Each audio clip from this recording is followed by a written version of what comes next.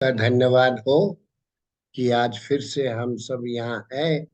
और परमेश्वर के वचन बहुत ही अ, आरामदायक है विश्वासियों के लिए, दर्दनाक है अविश्वासियों के लिए। और आज हम जो 16 अध्याय देखेंगे वो नहीं भी खत्म कर सकेंगे तो हम लोग कंटिन्यू करेंगे नेक्स्ट वीक। आइए थोड़ा प्रार्थना कर ले।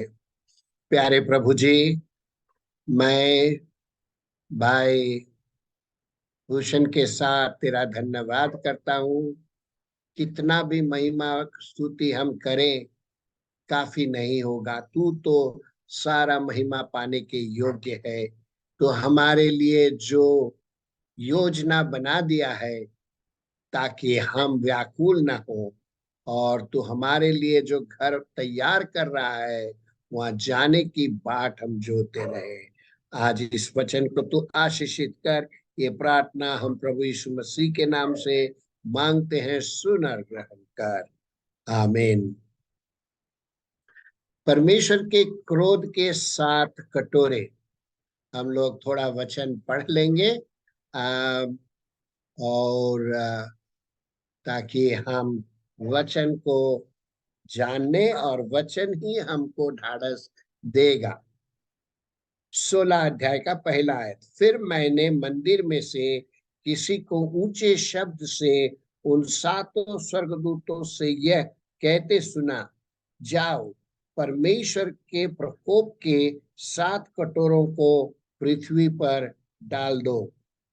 सो अतः पहले ने जाकर अपना कटोरा पृथ्वी पर उंडेल दिया, और उन मनुष्यों के जिनके पर पशु की छाप थी और जो उसकी मूरत की पूजा करते थे, एक प्रकार का बुरा और दुखदाई फोड़ा निकला। और दूसरे ने अपना कटोरा समुद्र पर उंडेल दिया, और वह मरे हुओं का सा लहू बन गया, और समुद्र में का हरेक जीवधारी मर गया।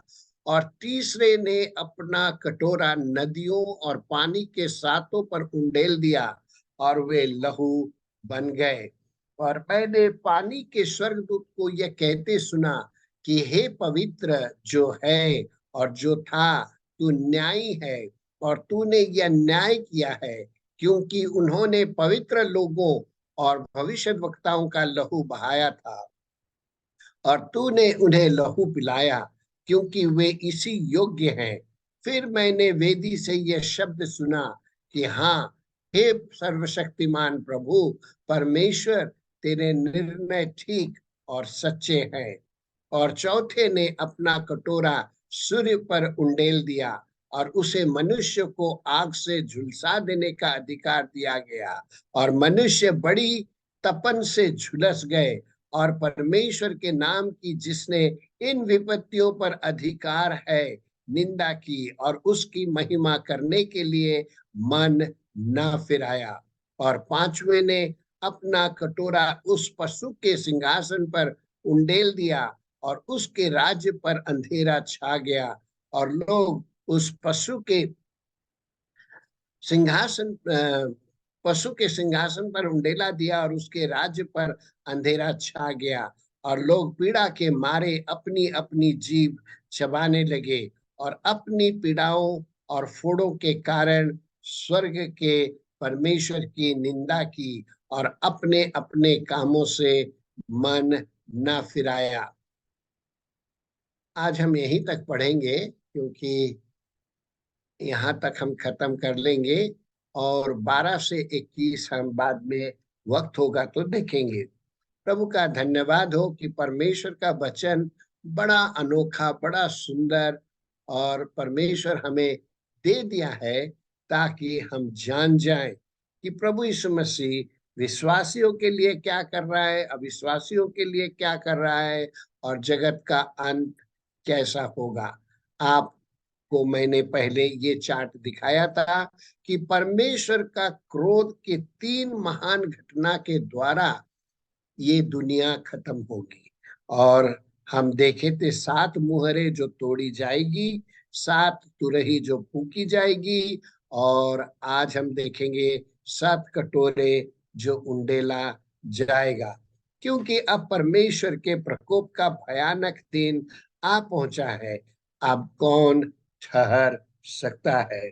ये एंटी क्राइस्ट के लिए, दुनिया के उसके फॉलोअर्स, अनुयायियों के लिए बड़ा कठिन समय होगा, क्योंकि परमेश्वर न्यायी है, धर्मी है, पवित्र है, सर्वशक्तिमान है, और वो लगातार लोगों से गिड़गिड़ा रहा है, प्रार्थना कर रहा है, मिन्नती कर रहा है कि आओ परमेश्वर के साथ मेल मिलाप कर लो।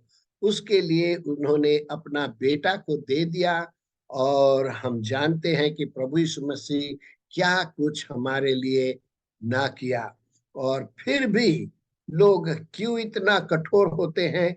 वो तो शैतान का काम है, दुष्टात्मा का काम है। और 4 खंडों में ये तरह तरह से परमेश्वर अपना क्रोध उंडेल देगा। परमेश्वर ने मानव इतिहास को समाप्त करने का निर्णय कर लिया है। उसने पृथ्वी की सारी अधर्मता और बुराई को रोकने का निर्णय ले लिया है। अब वह विद्रोह, इनकार, साप, अनैतिकता, चोरी, शराबीपन, मूर्ति पूजा, जादू टोना और मनुष्य की हत्या को सहन नहीं कर सकता। इसी इवन द होल क्या कहते हैं, सृष्टि करा रही है। जैसा कि पौलुस कहता है कि हम वो भी छूट जाएं, बच जाएं, और पाप से, गुनाह से, ये सारी सृष्टि जिसको परमेश्वर ने अपने अनुग्रह से अपनी महिमा के लिए बनाया था, वो कैसा नष्ट हो गया, भ्रष्ट हो गया। इसलिए यीशु मसीह संसार के सभी अधर्मियों, ख्रिस्त विरोधियों और दुष्टों को नष्ट कर देंगे, और इसे शीघ्रता से करेंगे। याद रखें, संपूर्ण क्लेश काल 7 वर्ष तक होगा। With in 7 years God will wipe out. लेकिन वो मिन्नतें करता है, और एंटी क्राइस्ट के दिनों में भी लोगों से गिड़ाता है कि परमेश्वर की ओर मुड़ो। और परमेश्वर कितना दयालु है। नूह के समय 120 साल परमेश्वर इंतजार किया। हमारे समय तो परमेश्वर 2000 साल इंतजार कर रहा है, अभी भी बुला रहा है कि हम जाएं। मैं थोड़ा आपको आउटलाइन दे देता हूं, क्योंकि ये आउटलाइन मेरा तैयार किया हुआ है, और जिसे आप अपने व्यक्तिगत स्टडी में भी इस्तेमाल कर सकते हैं। 7 भयंकर कटोरे छलक पड़े इस अध्याय में। और क्या है? फैसला जारी किया गया, और फैसला शुरू हुआ 2 से 9 पद। और उसमें क्या है? 2 से 9 पद में लोगों का असंभव घाव, उसको हम देखेंगे। फिर समुद्र का असाधारण प्रदूषण। तीसरा, नदियों का अस्वाभाविक लहू की धारा। और चौथा, सूरज का आश्चर्यजनक आपदा। ये 4 बहुत ही दर्दनाक समय पृथ्वी के लिए होगा। और हम देखते हैं फैसला जारी किया गया, फैसला शुरू हुआ, और 10 से 21 पद में फैसला पूरा हुआ। संपूर्ण रीति से परमेश्वर काम कर देगा। पशु का अधिकार मतलब एंटी क्राइस्ट का अधिकार और सामर्थ को तबाह कर दिया गया। 10-11 पद। हार्मगिदोन लड़ाई के लिए ऐलान जारी कर दिया गया। 12 से 16 पद। और तीसरा है, बेबीलोन के विनाश का एहसास कर दिया गया। 17 से 21। तो इस आधार पे जो एक एक पद के ऊपर ये पॉइंट बने हैं, इसको अगर आप अपने बाइबल पढ़ते समय देखेंगे तो ये बिल्कुल वही चीज लिखा है जो मैंने ये पॉइंट में 3 भागों में बांट दिया है। फैसला जारी किया गया, फैसला शुरू हुआ, और फैसला पूरा हुआ। फैसला जारी किया, एक पहला पद। फिर मैंने मंदिर में से किसी को ऊंचे शब्द से उन 7 स्वर्गदूतों से ये कहते सुना। वे बिल्कुल तैयार खड़े थे। 15 अध्याय में हम लोग देखा था और उनको एक प्राचीन ने सातों स्वर्गदूतों को वो परमेश्वर के क्रोध का कटोरा प्याला दे दिया। और अब परमेश्वर कहता है, इसी ये आवाज मंदिर से निकल रहा है, फ्रॉम द टेम्पल, और जोर से कहता है, ऊंचे शब्द से कहता है। It's like A declaration, proclamation, है ना, कि ये निर्णय फैसला सुना दो, जाओ, गेट रेडी नाउ। परमेश्वर के प्रकोप के साथ कटोरों को पृथ्वी पर उंडेल दो। प्यारे मित्रों, ये परमेश्वर का वचन बहुत ही साफ, सुंदर और वर्णन से पूरा डिटेल में दिया गया है, ताकि हम जान जाए पाप के विरुद्ध ईश्वर का क्रोध और पापियों के प्रति उसका अंतिम युगांतकारी निर्णय। बाइबल में बार बार आने वाले विषय प्रकाशित वाक्य में लिखा जाता है, क्योंकि सत्य की पहचान प्राप्त करने के बाद यदि हम जानबूझकर पाप करते रहे तो पापों के लिए फिर कोई बलिदान नहीं, परंतु न्याय की भयानक आशा और आग का प्रकोप बाकी रह जाएगा, जो विरोधियों को भस्म कर देगा। और ये भी बहुत ही साफ रीति से इब्रानियों की पुस्तक 10वां अध्याय के 26 और 31 पद में लिखा है, जो अविश्वासी होंगे उनके रोने की दिन आ रहे हैं, निराशा के दिन आ रहे हैं। और मैंने मंदिर से एक बड़ा शब्द सुना, तेज आवाज सुना, स्वर्ग में देखा गया था, और वह इसलिए सीधा परमेश्वर की उपस्थिति से आई थी, क्योंकि वे परमेश्वर के क्रोध का अंतिम प्रकोप था। इनो 6 मुहरें खोली गई, 6 तुरहियां बच गई, और एक के साथ एक जुड़ा था। 7वां मुहर के साथ 7 तुरही जुड़ा था, 7वां तुरही के साथ अब 7वां कटोरा जुड़ा हुआ है। और इसलिए यूहन्ना कहता है कि ये अंतिम प्रकोप है, इसके द्वारा सब समाप्त हो जाएगा। और ये बहुत ही गंभीर विषय है।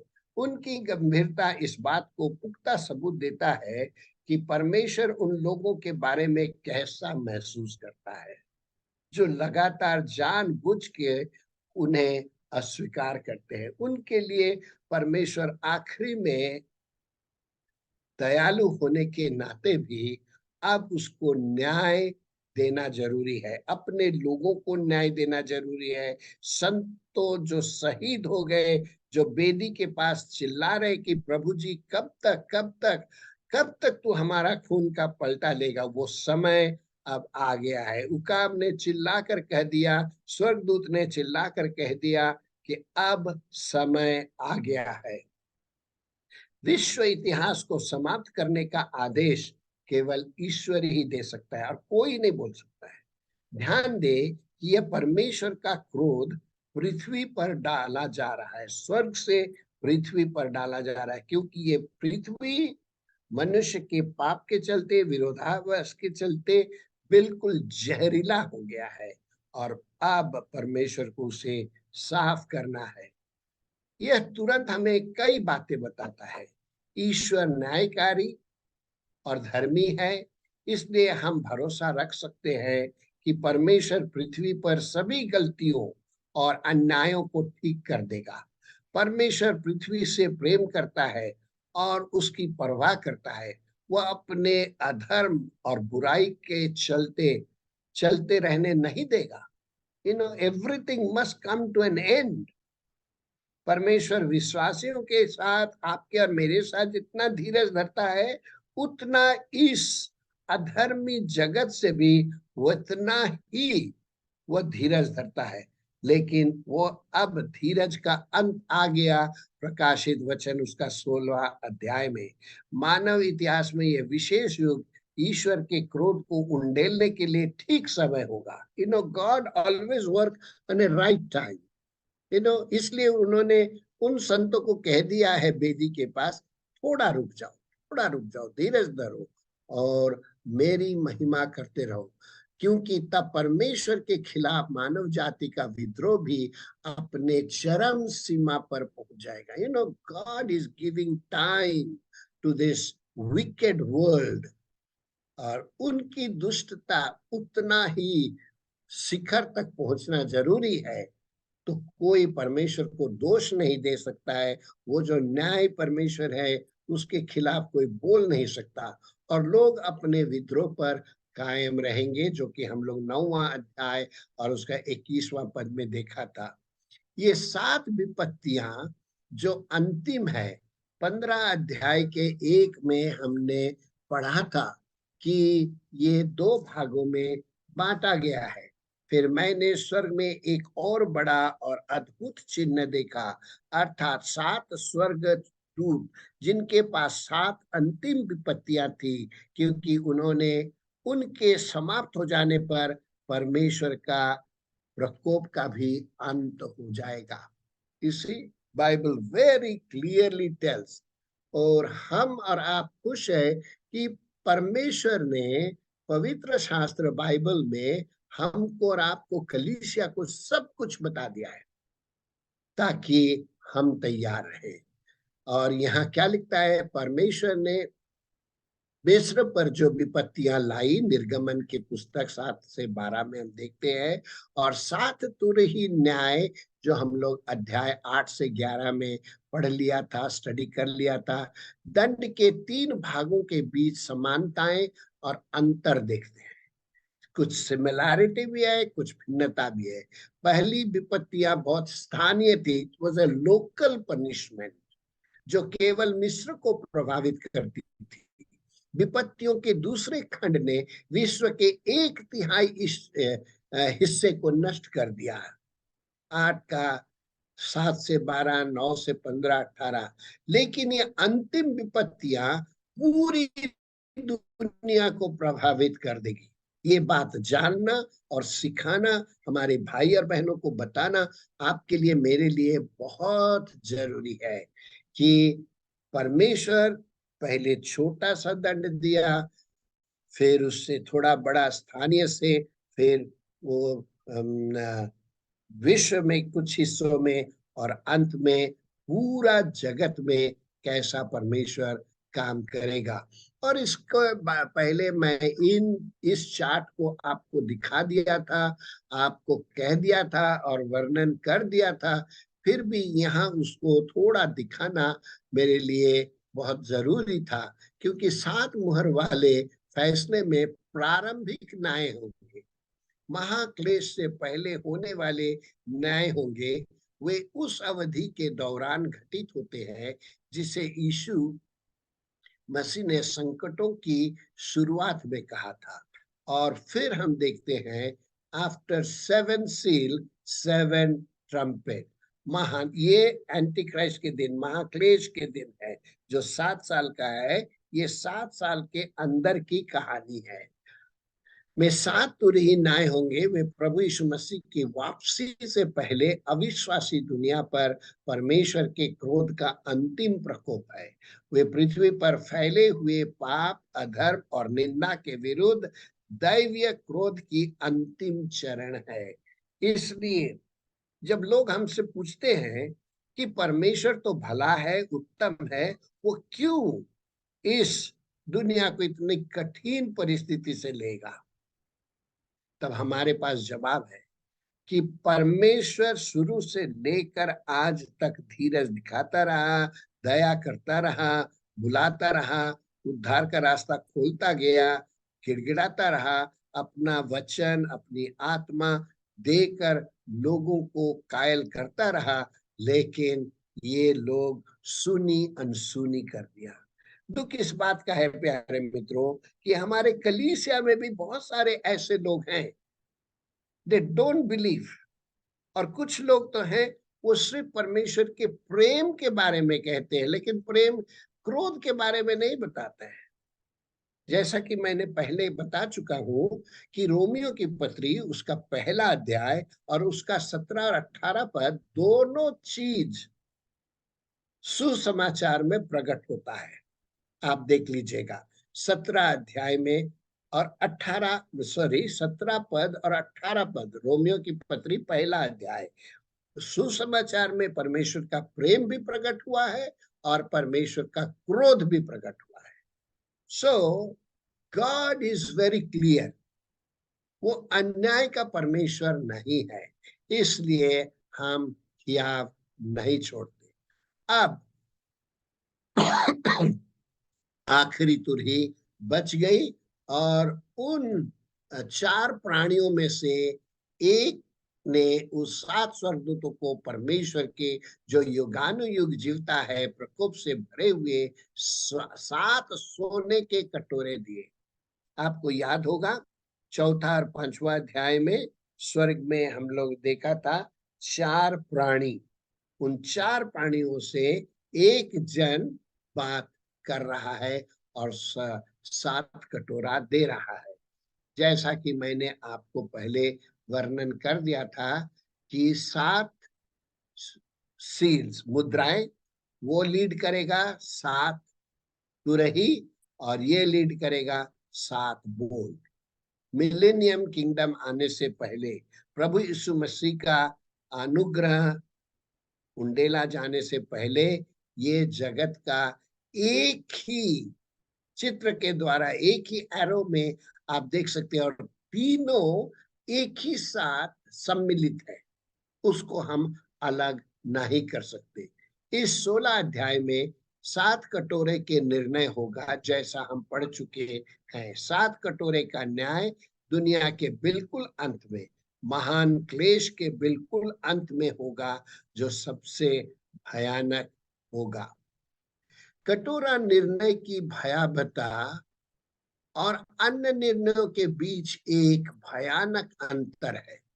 मुहर निर्णय और तुरही निर्णय जो दंड को समझाता है, सीमित निर्णय होंगे, लेकिन कटोरा निर्णय बिल्कुल अलग होगा। कटोरा निर्णय संपूर्ण है, अपने आप में पूरा है। कटोरे के फैसले के तहत इस दुनिया के अधर्मी और दुष्टों पर पूर्ण और अंतिम तबाही आएगी। कटोरा न्याय पृथ्वी पर मनुष्य के अधर्मी और बुरे तरीकों को रोक देगा और समाप्त भी कर देगा। प्यारे मित्रों, ये सात कटोरों का एक चार्ट है जो कि आप बाद में देख लीजिएगा, क्योंकि ये तो मैं एक एक करके बताने वाला हूं। और यहाँ है कटोरा के साथ सात दंड इतना दर्दनाक होगा कि लोग झूठे भविष्यद्वक्ता और ख्रिस्ट विरोधी का संपूर्ण प्रभाव नष्ट हो जाएगा उसके द्वारा।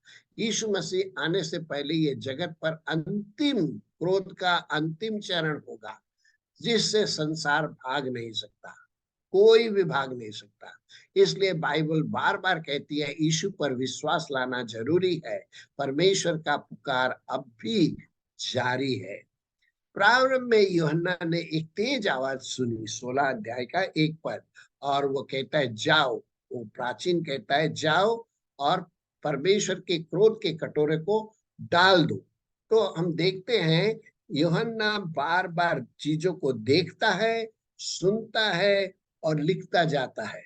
Dictation is the whole epistle is composed by what he saw, what he heard, उसी हिसाब से। और यूहन्ना कहता है ये सत्य वचन है। और क्या है ना, वहां सात क्रोध के कटोरे हैं। पहला कटोरा पृथ्वी पर, दूसरा कटोरा समुद्र पर, तीसरा कटोरा ताजे पानी पर, चौथा कटोरा सूर्य पर, पांचवा कटोरा पशु के सिंहासन पर, माने एंटी क्राइस्ट के सिंहासन पर, छठवां कटोरा फरात नदी के ऊपर, यूफ्रेटिस के ऊपर, और सातवां कटोरा हवा में। तो ये देखिए कितना सुंदर रीति से इसको डिस्क्रिप्टिवली आप बता सकते हैं। एक एक पद के ऊपर आप एक एक पॉइंट लेकर इसको सुंदर रीति से देख भी सकते हैं। दाऊद कहता है प्रभु जी मेरे आंखों को खोल दे ताकि मैं तेरे वचन से अद्भुत विषयों को देख सकूं।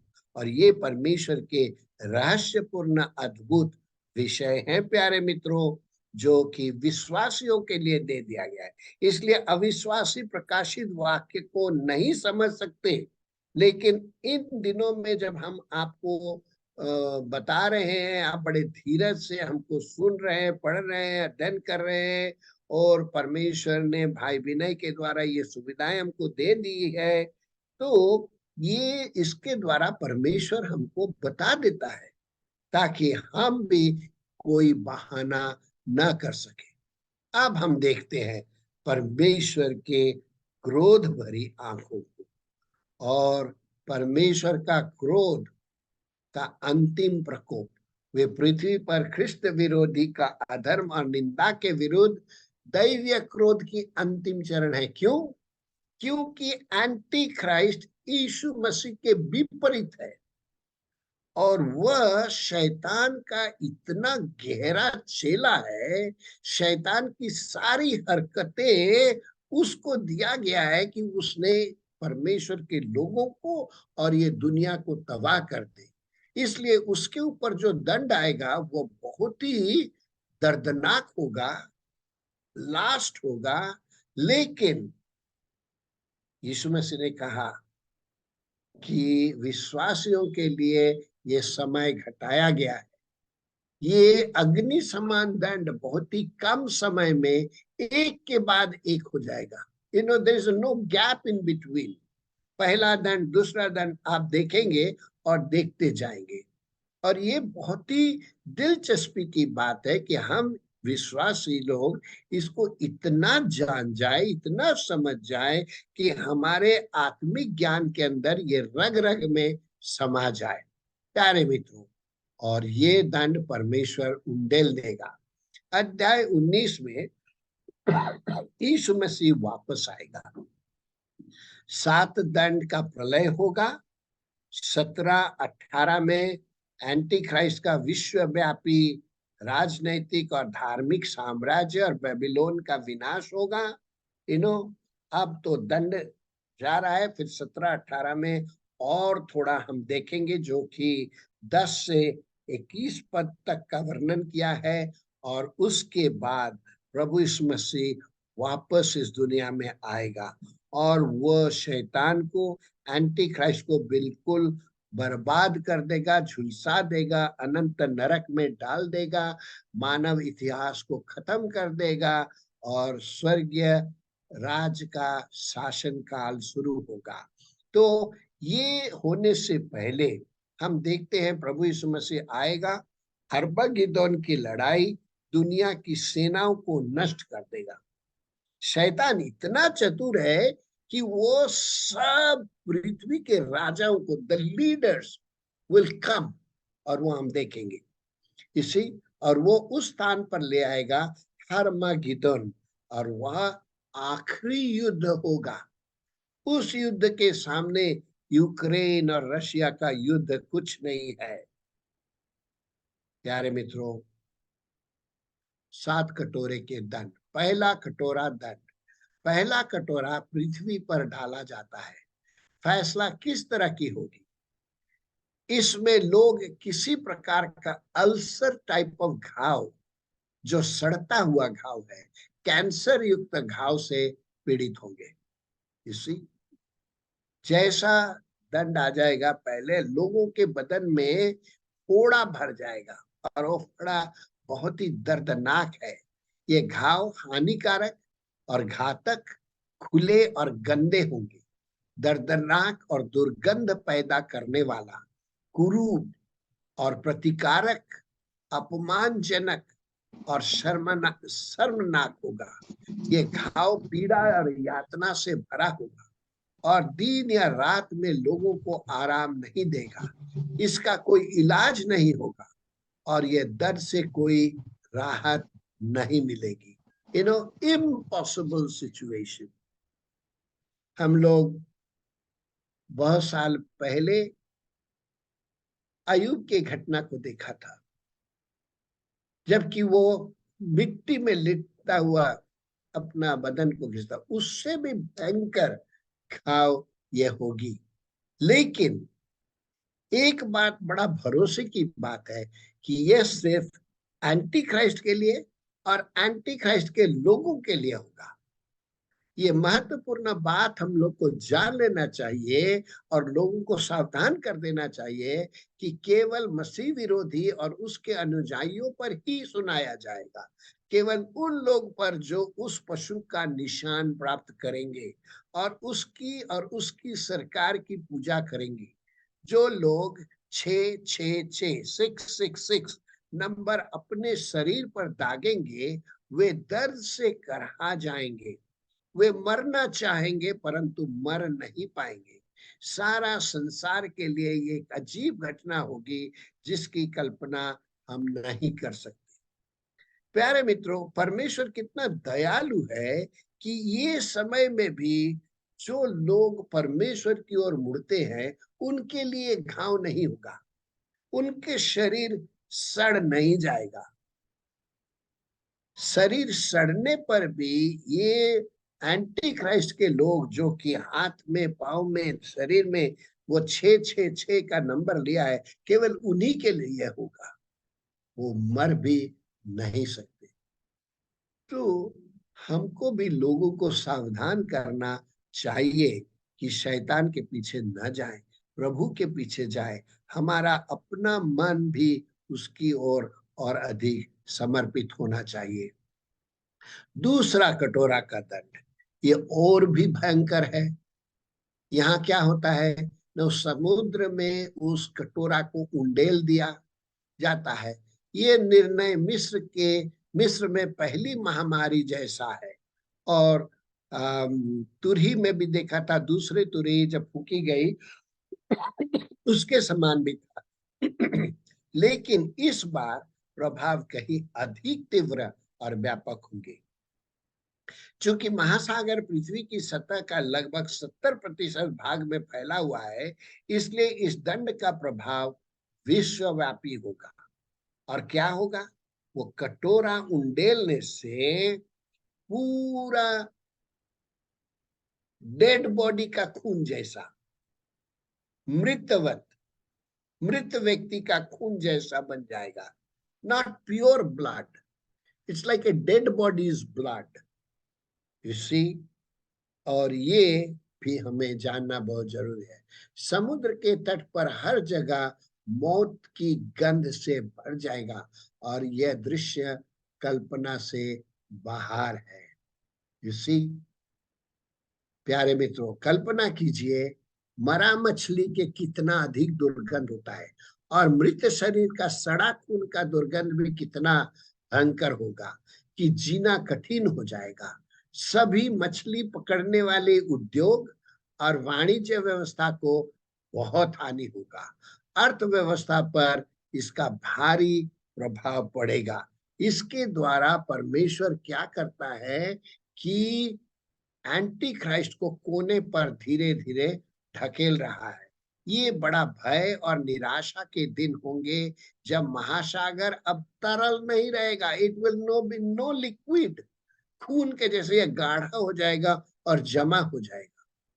इसी, प्यारे मित्रों, कितना भयंकर परिस्थिति यहाँ पर आ जाती है। दूसरा कारण, पहले तो उनके शरीर सड़ रहे हैं, अभी तो समुद्र सड़ रहा है, मछलियां सड़ रही है। मनुष्य का मरा हुआ शरीर से जो खून निकलता है वो सड़ रहा है, उसके गंध से लोग बेहद परेशान हो जाएंगे। तीसरा कटोरा न्याय का है। और परमेश्वर क्या करता है ना, इस कटोरों को ताजे पानी में डाल देता है जहां ख्रिस्त विरोधी और उसके अनुयायी रहते हैं। इसी, समुद्र का पानी तो खरा पानी होता है। अब जितने झरने हैं, सोते हैं, नदियां हैं, उन पर डाल दिया जाता है। यदि पीने के लिए ताजा पानी ना हो तो पृथ्वी पर हर कोई इससे मर जाएगा। भारी प्यास और निर्जलीकरण, डिहाइड्रेशन, पानी नहीं पीने से लोगों का डिहाइड्रेशन हो जाएगा, निर्जलीकरण हो जाएगा और कुछ कुछ लोग कुछ ही दिनों में मर जाएंगे। यह उसी तरह का न्याय है जो समुद्र पर गिरा था। अब देखिए, ना कि केवल समुद्र लहू लहूवान हुआ, अब जितने झरने, नदियां, वो भी सब खतरे में आ गई। दुनिया के महासागरों का प्रदूषण किसी पर्यावरण परिस्थिति के लिए सबसे बुरा सपना है, लेकिन दुनिया की शेष ताजा पानी की आपूर्ति का विनाश गिरी हुई मानवता के लिए विनाशकारी, चौंका देने वाला झटका होगा। जब लोगों को पानी नहीं मिलेगा तो वो क्या करेंगे? you cannot drink blood. आपका शरीर, हमारा शरीर को पानी चाहिए। तीसरे तुरही न्याय जो दंड आएगा वो 8वां अध्याय में हम लोग अध्ययन किया था कि परिणाम स्वरूप दुनिया का 1/3 ताजा पानी जहरीला हो जाएगी। तभी हम पढ़ा था 1/3, 1/3। और अभी क्या है ना, अभी पूरा दुनिया का पानी, समुद्र का पानी, नदी का पानी, झरने का पानी, सब कुछ खून खून हो गया है। और ख्रिस्त विरोधी और उसके अनुयायियों पर कहीं अधिक होगा, क्योंकि उनको पीने को भी पानी नहीं मिलेगा। प्यारे मित्रों, आपको याद है कि 2 गवाह लोग आएंगे, और जब तक तीसरा कटोरा डाला जाएगा, ताजा पानी की आपूर्ति बहुत कम हो जाएगी। तीसरे तुरही न्याय में 8 अध्याय का 10 से 11 में दुनिया का 1/3 ताजा पानी जहरीला हो गया था। इसके अतिरिक्त दोनों गवाह के पास आकाश को बंद करने की शक्ति होगी, 3.5 साल बारिश ना होगा, और उन्हें जल पर अधिकार है कि उसे लहू में बदल दे। तो ये जो 2 गवाह आएंगे, ये भी चमत्कार करेंगे। पृथ्वी के बचे हुए ताजे पानी के नष्ट होने से अकल्पनीय कठिनाइयां होगी, जिसको हम सोच भी नहीं सकते, वर्णन नहीं कर सकते। बहुत दर्द होगा, बहुत पीड़ा होगा। पीने का पानी नहीं मिलेगा, खाना पकाने, नहाने धोने के लिए पानी नहीं रहेगा, और पहले कटोरे के फैसले के कारण रीसने वाले घाव को भी लोग धो नहीं पाएंगे, क्योंकि साफ पानी नहीं होगा। लोग तबाह हो जाएंगे। प्यारे मित्रों, ये सब मैं नहीं कहता हूं, ये तो परमेश्वर का पवित्र न्यायपूर्ण वचन कहता है। उचित रूप से ये जल का दूत, the angel of the water, जो परमेश्वर के धर्मी न्याय को प्रकट करता है, मनुष्य के श्राप और निंदा के विपरीत घोषणा करता है, प्रभु जी आप धर्मी हो, आप पवित्र हो, क्योंकि आपने इन बातों का न्याय किया है। पापियों के प्रति परमेश्वर का निर्णय बहुत ही धार्मिक है, वो अधार्मिक काम कर नहीं सकता है। ये तो लोगों के गुनाह को मजबूर कर दिया कि वो न्याय और अन्याय को छांट दे। यद्यपि उसका क्रोध भयानक और घातक है, पापियों द्वारा उसे अस्वीकार करने के प्रति यह एक उचित प्रतिक्रिया है, क्योंकि उन्होंने संतों और भविष्यद्वक्ताओं को खून खून उनका खून बहाया था, इसलिए उनको भी खून पिलाने का समय आ गया है। कितना जो प्रलय होगा, आपको मैंने बताया था कि खून की नदी घोड़े के लगाम तक चलेगा, और 200 किलोमीटर तक खून की नदियां बह जाएगी। ये महाप्रलय कोई युद्ध नहीं होगा, ये घातक होगा।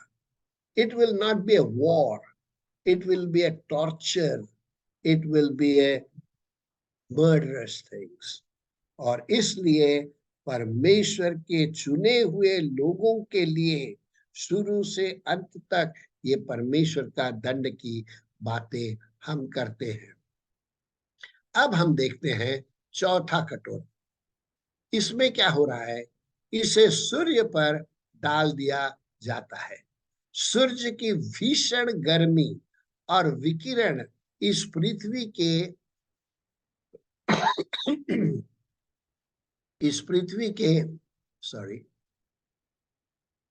अधर्मी और दुष्टों को झुलसा देने वाले हैं।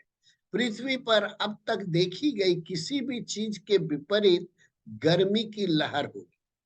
स्वर ज्वालाएं धरती से धरती जलने लगेगी, सूरज झुलसा देगा और धधकती प्रचंड गर्मी से लोग झुलस जाएंगे। वे संकट में पड़ेंगे, सताए जाएंगे, घबराएंगे और कराहेंगे। विचार यह है कि मौसम इतना गर्म होगा कि यह गर्म भट्टी में जलने जैसा होगा। आज लोग बड़ा परेशान हैं ग्लोबल वार्मिंग के लिए। ये ग्लोबल वार्मिंग चौथा कटोरे का दंड का सामने कुछ है ही नहीं, क्योंकि सूरज इतना तपन होगी कि पृथ्वी जल जाएगा। आज देश देश में हम देखते हैं कि करोड़ों की जमीन जल रही है, जंगल जल रही है, क्योंकि वो टाइम पृथ्वी का आधा हिस्सा भी जल जाएगा। और एक बात है जो कि स्वर ज्वालाएं, द फ्लेयर्स फ्रॉम द सन जो उठ रहा है इन दिनों में भी, साइंटिस्ट देख रहे हैं, नासा बोल रही है। और उससे क्या होगा, पानी बिल्कुल सूख जाएगा। इतनी गर्मी में नदियां सूख जाएंगी, समुन्द्र सूख जाएगा, झरने सूख जाएंगे, घर में आप एक गिलास पानी रखे वो सूख जाएगा, आपका शरीर का पानी सूख जाएगा। लोग कपड़े ढांक कर चलेंगे। और ये ख्रिस्ट विरोधी एंटी क्राइस्ट के लिए, एंटी क्राइस्ट के लोगों के लिए होगा। तो ये जो चार बातें हैं, ये दुनिया के लिए परमेश्वर उंडेल देगा, लेकिन अभी भी वो जैसा चुन के उठा लेता है। वो अभी भी देख रहा है किसका हृदय उस पर लगा है। कोई इतने तकलीफ में भी प्रभु यीशु मसीह के लिए करा रहा है, क्योंकि सारे विश्व में तहलका मच जाएगा। क्या सूरज, क्या चांद, क्या सब कुछ।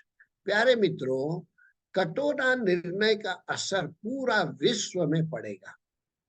और मैं आपको थोड़ा एकदम सूचना दे दूं कि वेनस और अर्थ के बीच में क्या फैसला है।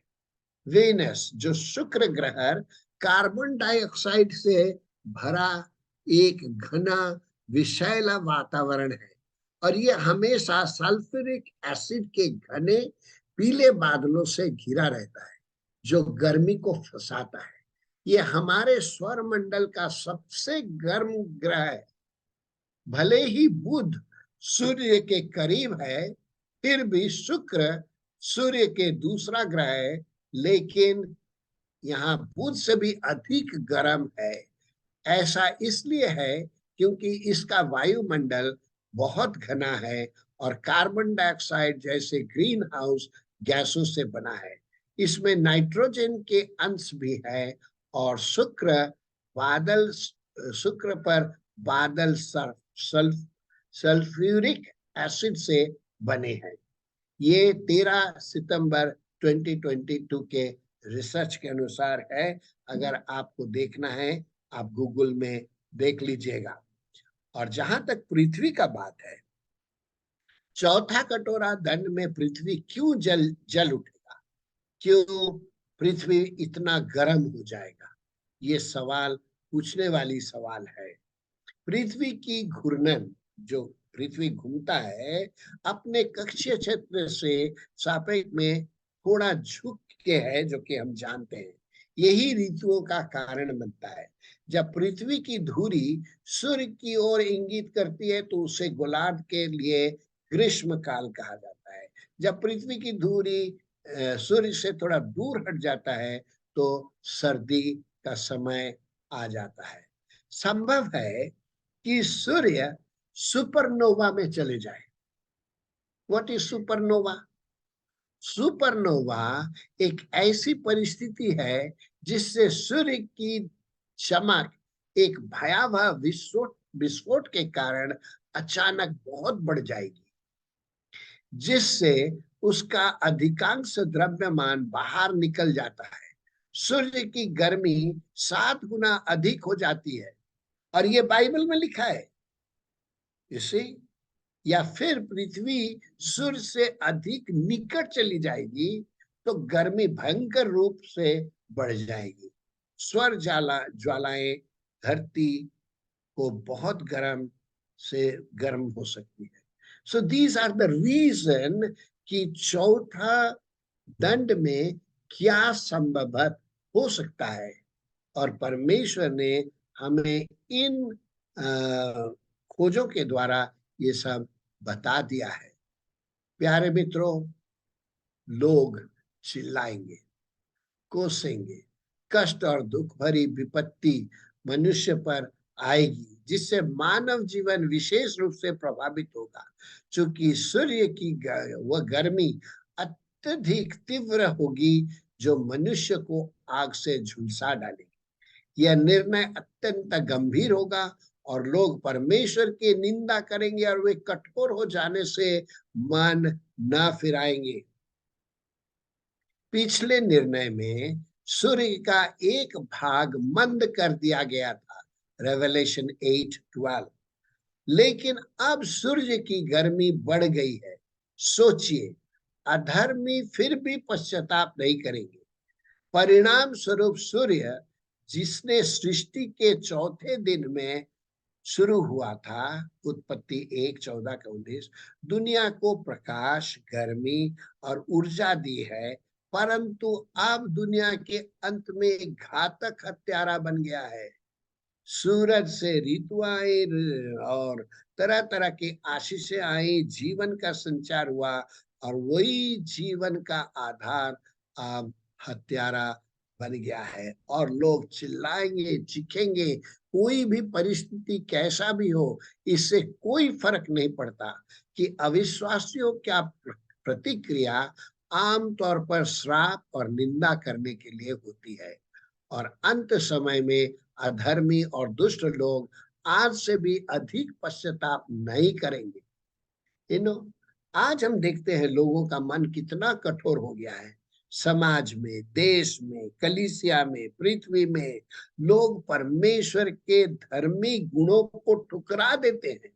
वे केवल परमेश्वर के नाम को कोसेंगे, निंदा करेंगे, अपमान करेंगे, परंतु मन नहीं फिराएंगे। परमेश्वर पृथ्वी को क्यों नष्ट करेगा और लोगों को दंड क्यों देगा? इसका दो कारण है। पहला, सामूहिक हत्या जो अंत समय में शुरू की जाएगी 16 अध्याय में, उससे मसीह विरोधी और उसके अनुयायी दुनिया में अब तक देखे गए सबसे भयानक नरसंहार को अंजाम देंगे। प्रत्येक आस्तिक और प्रत्येक यहूदी और प्रत्येक व्यक्ति जो अपने धर्म के प्रति वफादार रहता है, वे सभी जो अंत समय में ख्रिस्त विरोधी की पूजा करने से इनकार करते हैं, उन सभी को तुरंत सताया जाएगा और मार दिया जाएगा। कल्पना से परे सबसे क्रूर और अमानवीय तरीकों से लाखों करोड़ों लोगों की हत्या कर दी जाएगी। प्यारे मित्रों, पीपल विल डाई। भयंकर रीति से उसने लोगों को मार देगा जिन्होंने उसकी आराधना नहीं किया, उसका नंबर नहीं लिया। दूसरा कारण है क्योंकि परमेश्वर सच्चा, धर्मी, न्यायी और पवित्र है। वह पाप और अधर्म सहन नहीं कर सकता। अंत समय में परमेश्वर को ऐसी भयावह बुराई का सामना करना पड़ेगा कि वह अब लोगों की अधर्म और दुष्टता को सहन नहीं कर पाएगा। जब दुनिया भर में प्रलय शुरू हो जाएगी तो वह दुष्टों को दंडित करेगा और दुनिया को समाप्त कर देगा। इसलिए परमेश्वर इस पृथ्वी को नष्ट करेगा और अंत में हम देखेंगे एक नई दुनिया बनेगी, आकाश बनेगा और जहां संत लोग रहेंगे। प्यारे मित्रों, समय भागता जाता है और हम खाली इस पांचवा कटोरे को देखेंगे, बाकी को हम स्थगित रखेंगे। ये पांचवा कटोरा क्या है? इस मसीह विरोधी के सिंहासन पर उंडेल दिया जाएगा। एंटी क्राइस्ट के राज के ऊपर भर दिया जाएगा। मसीह विरोधी का पूरा राज्य अंधकार जैसा हो जाएगा।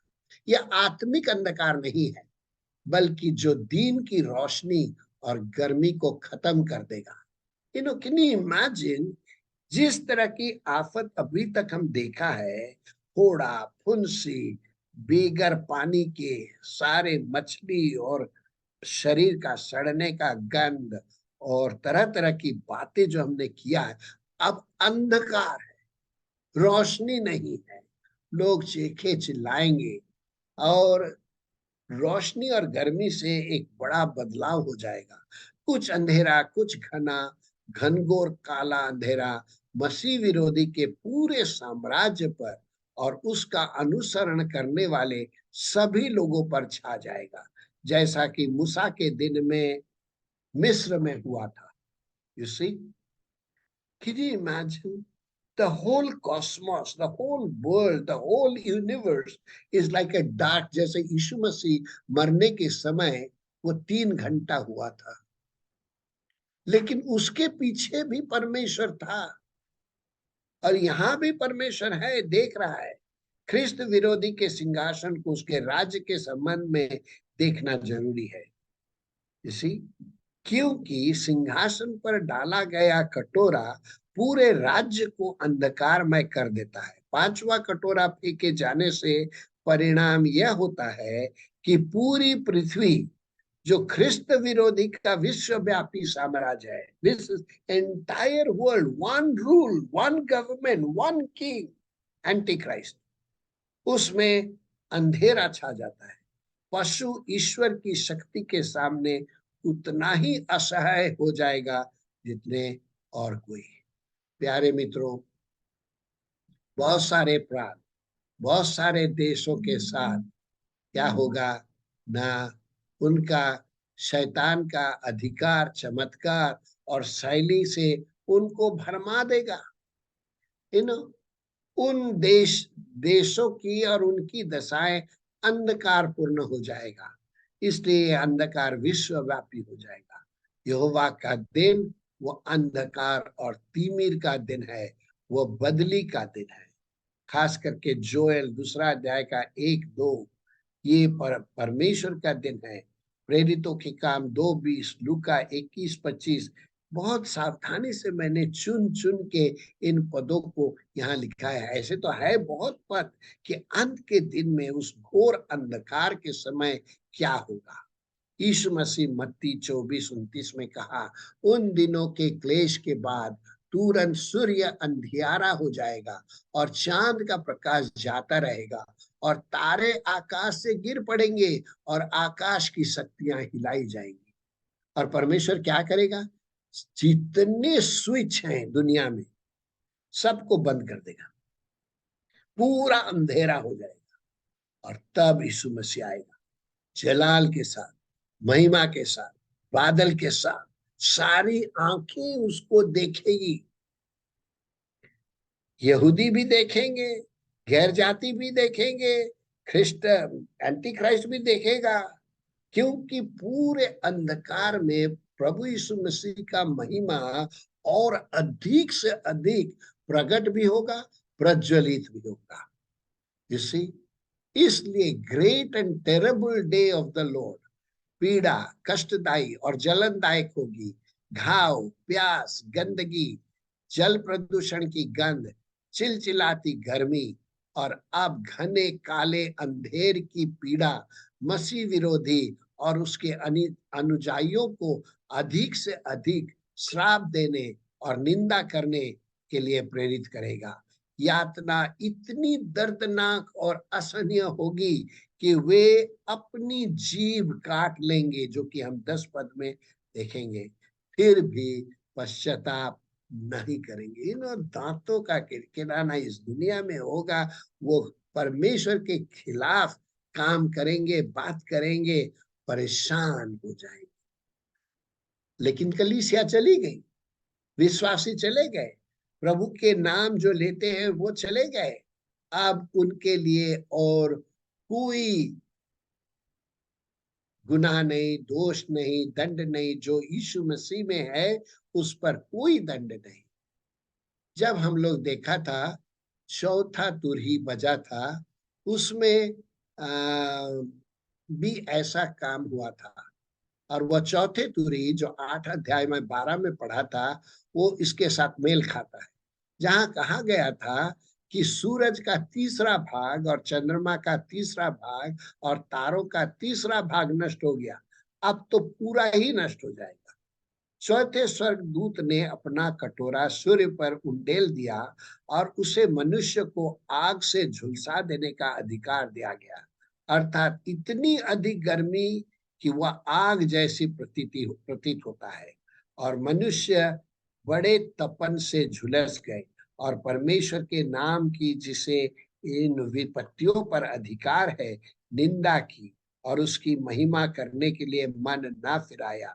ये दुष्ट आत्मा का काम है, इविल स्पिरिट, जो हम नेक्स्ट वीक में देखेंगे कि 3 दुष्ट आत्मा निकलेंगे। कहां से निकलेंगे, कैसे निकलेंगे, क्या करेंगे, उसके ऊपर हम चर्चा करेंगे, क्योंकि आज समय काफी निकल गया है। और इसलिए दुख में भी परमेश्वर को ठुकरा देंगे, यीशु मसीह को ठुकरा देंगे, उसके उद्धार को ठुकरा देंगे। क्या ही कठोर दिन होगा। No, we don't want to hear. वो विश्वास नहीं करेंगे। और वही आत्मा आज भी काम कर रहा है। प्रभु यीशु मसीह को कोई नहीं चाहता, कलीसिया को कोई नहीं चाहता। ये दुनिया ठुकरा रही है। यीशु मसीह को भी ठुकराया, यीशु मसीह के लोगों को भी ठुकरा देगा। और इसलिए आज हम यहाँ पर सवाल ला रहे हैं, और हम नेक्स्ट वीक, फिर नेक्स्ट टाइम हम पूरा अध्याय का और खुलासा करेंगे।